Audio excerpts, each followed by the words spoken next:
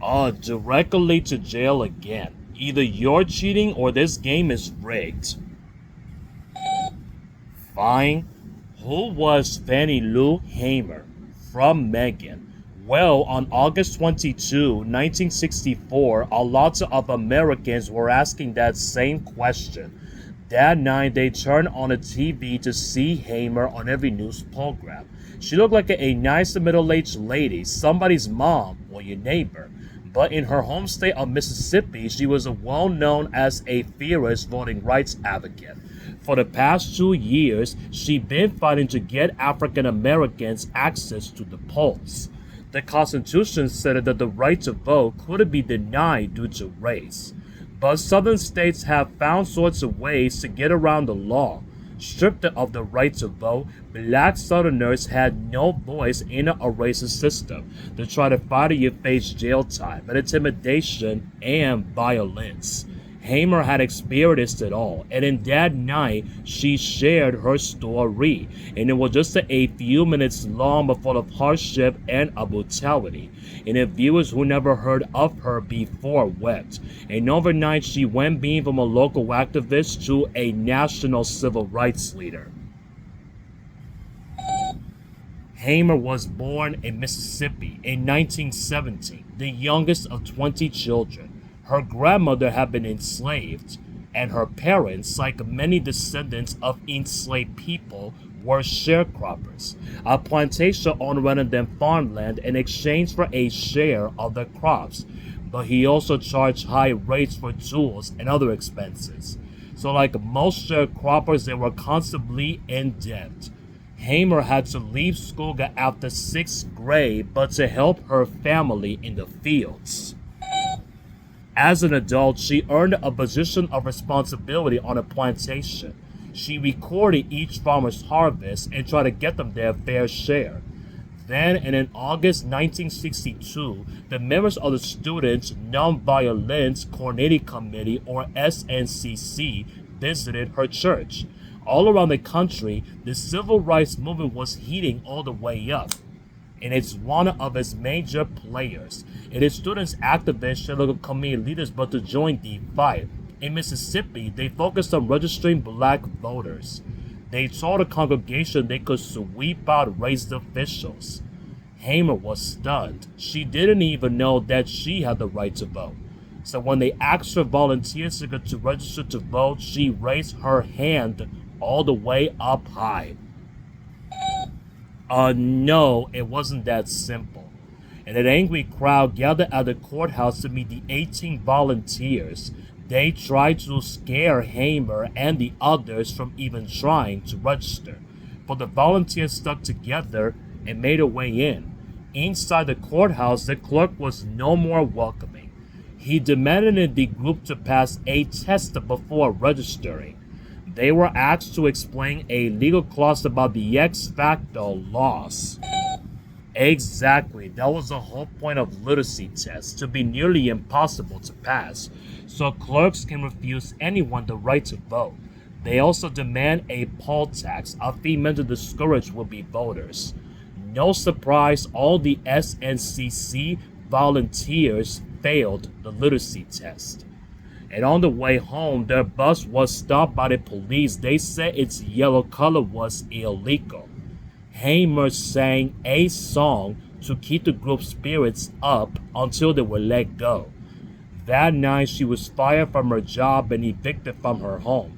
The plantation owner had heard about her attempt to register. A few nights later, somebody shot at the house where she was staying. Afraid for her children, Hamer considered leaving town for good. But she could not convince herself but to leave the place that her parents helped build. She rented a house from a neighbor and took a job with a SNCC committee. Hamer's home became a gathering place for volunteers and civil rights leaders. And among them, she stood out.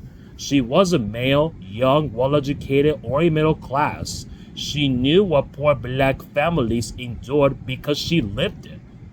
That first-hand experience made her a powerful speaker. She will often break into song to motivate crowds. Before long, she was well known for her singing voice as her activity, but her growing influence made her a target for racist attacks. She got threatening letters and phone calls, and her husband lost job after a job. Somebody threw a bomb into her house, though luckily it failed to explode. Then, in June 1963, Hamer and 6 fellow activists were arrested. They tried to eat at a whites-only diner. Local police held them for 3 days, beating and torturing them. Hamer's kidneys were permanently damaged, and she lost sight in one eye. Hamer and other activists realized the legal authorities were not going to change unless they were forced to. So, in 1964, they started a massive voter registration drive called Freedom Summer, and it brought hundreds of mostly white college students down to Mississippi. They went door to door registering black voters. And it was dangerous work. 3 volunteers were being dead in the first week. The nation could no longer ignore what was happening in Mississippi. For the rest of the summer, stories of beatings and shootings made headlines all around the country. And at the end of August, Hamer and other activists went to Atlantic City, New Jersey. That was the site of the Democratic National Convention. The big event where the party chose its nominee for president. Each state sends a group of people to cast the official votes. And no surprise, Mississippi's representatives were all white. Hamer's group was there to challenge their authority. So the state executed black voters. They said the declaration was illegal.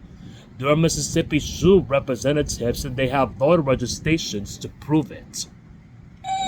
In the protests that caused a lot of noise, Hamer was given a lot to speak. Before a national audience, she described what she had endured simply for trying to vote, being threatened and shot at by fellow citizens, being beaten by the police. She challenged the nation to consider for its own values.